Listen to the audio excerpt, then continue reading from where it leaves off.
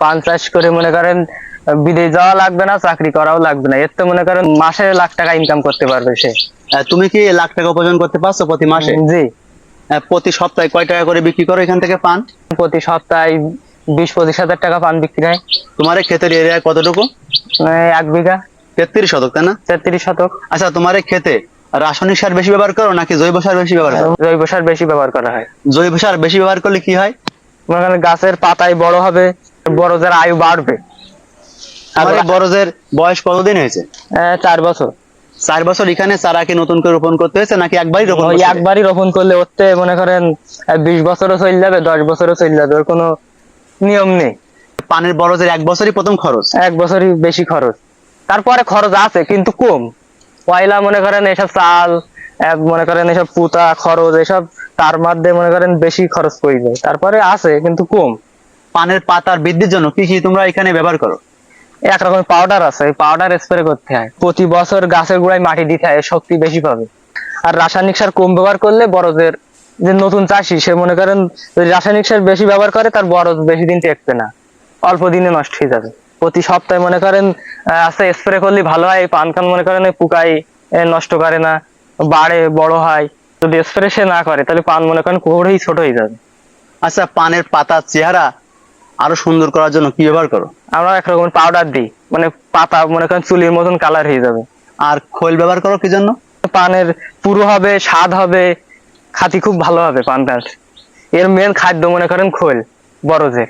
আচ্ছা, সার মাটি চেয়ে বেশি মনে করেন খোল দিলে খোল ভালো। প্রতি শতকে কতগুলো করে খৈল ব্যবহার করতে হয়? মনে করেন আমাদের এই যখন খোল দিই, হ্যাঁ। এই 1 বিঘা ভুঁইতে মনে করেন 140 কেজি খোল দিই। 33 শতক জমি। হুম। আর কি কি ব্যবহার করো?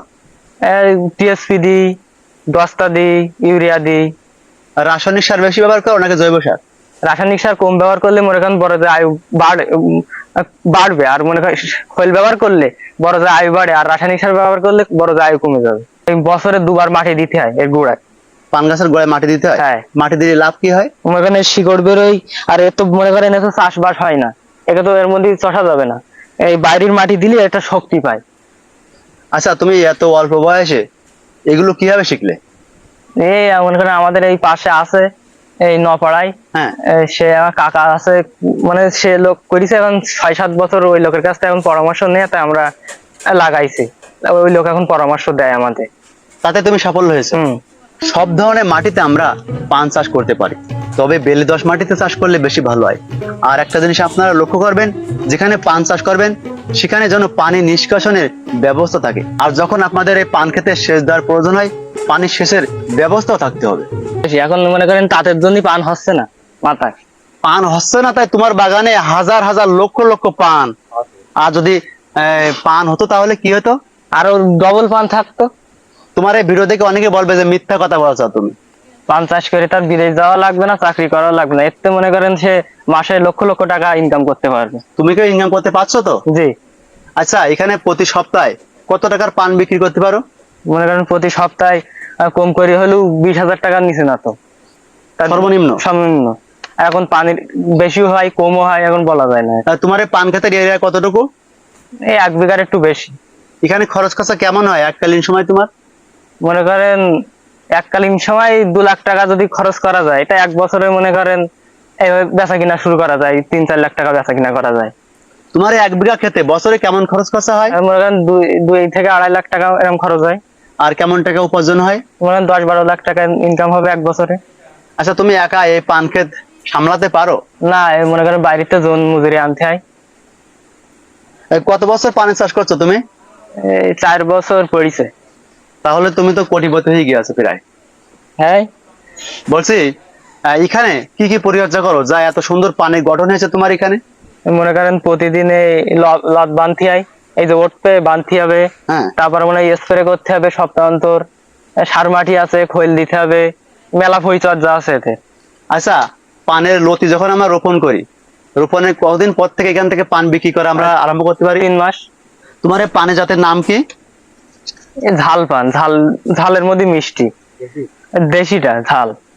তোমার মাথার উপরে যে খড়গুলো দিয়েছো, হ্যাঁ, এগুলো কি জন্য ব্যবহার করা হয়েছে? এখন যে তাপমাত্রা পড়ছে, এতে পান মনে করেন যদি রোদ পড়ে তা পুড়ে যাবে। কেমন মাটিতে পান চাষের জন্য উপযোগী? বেলিদোআঁশ, বেলিদোআঁশ মনে করেন মোটা। আর কেমন আবহাওয়া পান চাষের জন্য উপযোগী? এখন মানে বর্ষার সময় সব থেকে ভালো হয়। শীতকালে মনে করেন ভালো হয় না, শীতকালে পান হয় না, সরি যায়, পেকে যায়, আর পান হয় না। মনে করেন বর্ষার সময় বেশি পান হয়। পান চাষ করলে হ্যাঁ অনেকেই ক্ষতিগ্রস্ত হয়, হ্যাঁ তারা কি মনে কারণে ক্ষতিগ্রস্ত হয় একটু বলবে?